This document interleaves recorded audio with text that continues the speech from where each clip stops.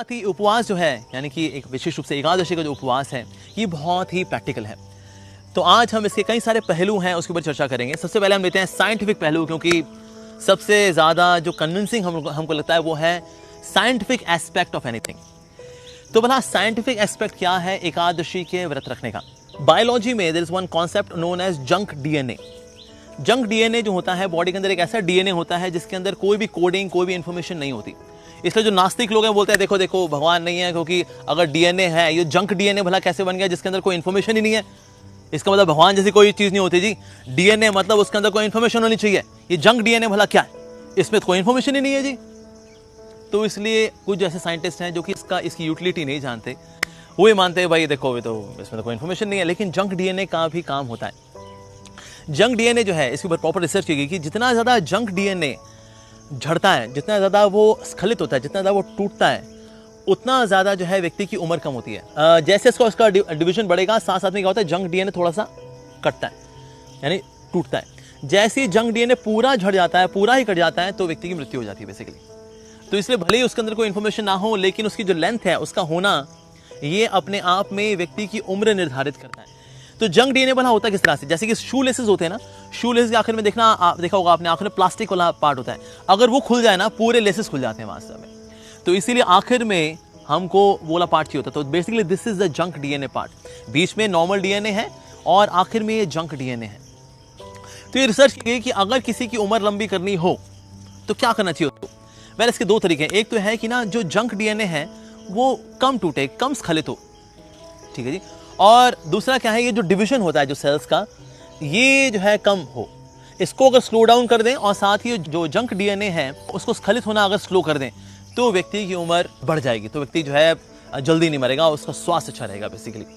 और ऐसा देखा जाता है कि जो लोग वेजिटेबल्स खाते हैं, फ्रूट्स खाते हैं, प्राकृतिक चीज़ें खाते हैं ज़्यादा से ज़्यादा, ऐसे लोगों का क्या होता है, जो सेल का डिवीजन है वो स्लो हो जाता है। ओके, और साथ ही जंक डीएनए जो है कम से कम टूटता है। एक तो ये चीज़ है, यानी कि शाकाहारी भोजन खाना चाहिए।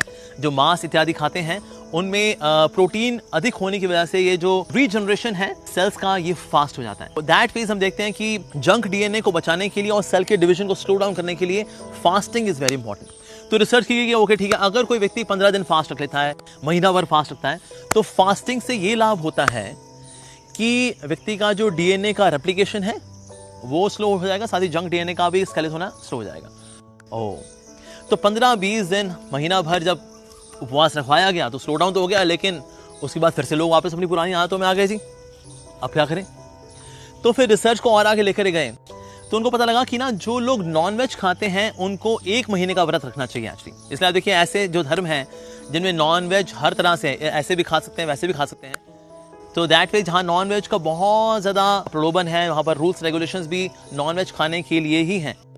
ऐसे में उनके व्रत जो है फिर महीने भर के होते हैं। अब बॉडी को फिर से रिकवर करने के लिए ज़रूरी है 1 महीने का फास्ट। और जो वेजिटेरियन होते हैं उनके लिए होता है 15 दिन में 2 दिन का फास्ट।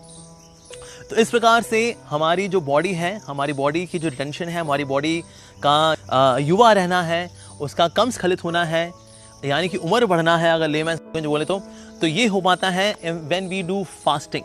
अब सारे दिन फास्टिंग करें तो हम बहुत कमज़ोर फील करेंगे। तो 15 दिन में अगर कोई 2 दिन ये फास्ट रखता है, सो दैट फेज उसमें क्या होता है, ये जो सेल का डिवीजन होना और साथ ही जो जंक डीएनए है उसका स्खलित होना, ये स्लो डाउन हो जाता है। तो भला ये 2 दिन है क्या? ये 2 दिन है अगर कोई व्यक्ति 36 आवर्स का फास्ट रखता है तो 36 आवर्स जो है बेसिकली ये एकादशी के 36 आवर्स हैं, जिसमें हम देखते हैं कि एकादशी की जो तिथि होती है उसकी शुरुआत और उसका पारण मोटा मोटा जो है ये 36 घंटे का होता है। सो दैट फेज 15 दिन में अगर कोई व्यक्ति 2 दिन का फास्ट रखता है, अगर 36 घंटे भी रखता है, 48 घंटे नहीं रखता, even then this person can recover provided this person is vegetarian. तो बेस्ट तो ये है कि अगर जो लोग नॉनवेज खाने वाले हैं वो वेजिटेरियन पे आ जाएं और सिर्फ 15 दिन में 2 दिन का फास्ट रख करके दे कैन रिकवर कंप्लीटली। लेकिन हाँ, अगर जो मीट खाने वाले लोग हैं उनको फिर 1 महीने का फास्ट करना पड़ेगा in order to preserve themselves. तो ये तो एक साइंटिफिक रीजन है कि 15 दिन में ये फास्ट रखना जरूरी है। Subscribe now and press the bell icon. Never miss an update.